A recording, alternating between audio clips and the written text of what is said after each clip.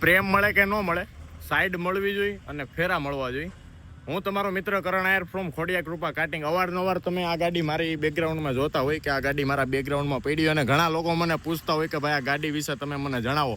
તો પહેલાં તો વાત જણાવી દો, આઈસરનો ઘોડો છે આપણો, બરોબર. પ્રો 2095 XPTનું મોડલ રહેવાનું છે. ગાડીની વાત કરી દઉં તો ટોટલી રીતે ગાડી તાકાતમાં એક નંબર છે.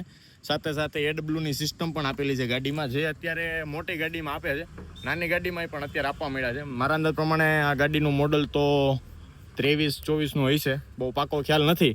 પણ અત્યારના 2026ના મોડલમાં અહીંયા 2 એસીના ઓપ્શન આપી દેવામાં આવે છે.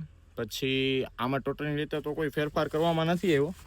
અહીંયા થોડા ઘણા લાઇટના ઇકો પ્લસના ઓપ્શન આવેલા છે, અને આ સાયલેન્સર જરાક સાફ કરવાનું છે. ચાર્જિંગ પોઈન્ટ ને એવું બધું તો ખબર જ હોય, અને સાથે સાથે 6 ગિયર, 5 અને રિવર્સ, સાથે સાથે હેન્ડ બ્રેક, અને આ પીટીઓ ઊંચું કરવાનું, આપણે ટોલું ઊંચું કરવાનું, બરોબર. એની સાથે સાથે પાવર સ્ટીરિંગ આપી દે છે.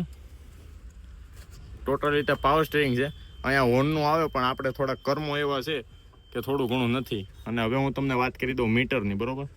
તો મીટરમાં તો આની તમને ખબર જ છે કેટલા ઉપર ભાગે છે, અને આની હાઈએસ્ટ સ્પીડ 60થી ઉપર ભાગે નહીં. કંપની 60 ઉપર બાંધેલી જ આવે છે, ઉપરથી જ. ડીઝલનો કાંટો પછી 43,000 જેટલી આપણી ગાડી હાલી ગઈ છે કિલોમીટર. અને આ એર, કેટલો ગાડી તમારે એર ભરેલો છે. મોટી ગાડીની જેમ આમાં એર ભરવાનો ન હોય, આમાં ભરેલો જ રહે, પણ આનું કારણોસર નીકળી જતો હોય. પછી AdBlue જે મેં તમને બહાર દેખાડ્યું ને, એ AdBlue અહીંયા દેખાડે કે ગાડીમાં કેટલું AdBlue છે. પછી વોલ્ટેજ, તારીખ, સમય, અને હીટિંગનો કાંટો. પછી જે તમે લીવર બીવર દાબો, ઓલું ન પૂછતા ઓલું શું છે, એ મેં હોર્ન નાખ્યો છે મારા ખર્ચે, કંપનીએ નથી આપ્યા. ગાડીની વધારે વાત કરી દઉં તો માલ મટીરિયલવાળા માટે, બિલ્ડિંગ મટીરિયલનો જે ધંધો કરે છે મારી જેમ રેતી કપચીનો, એના માટે બેસ્ટ ગાડી છે.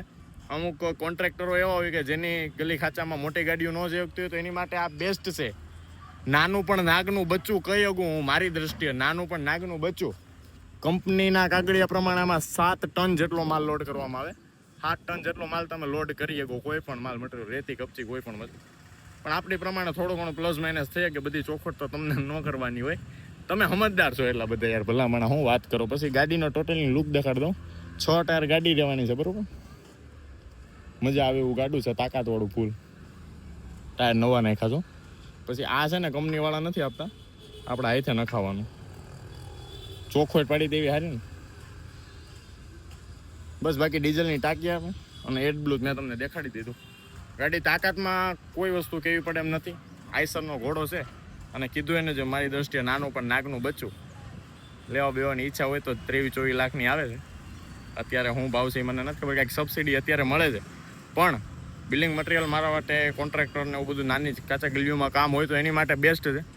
તો લેવી હોય તો કંપનીમાં ફોન કરજો. ઘણા ખરા લોકો પૂછતા હતા એટલે મેં કીધું આજ વિડીયો જ બનાવી નાખો અને યુટ્યુબમાં અપલોડ કરી દો. જય દ્વારકાધીશ.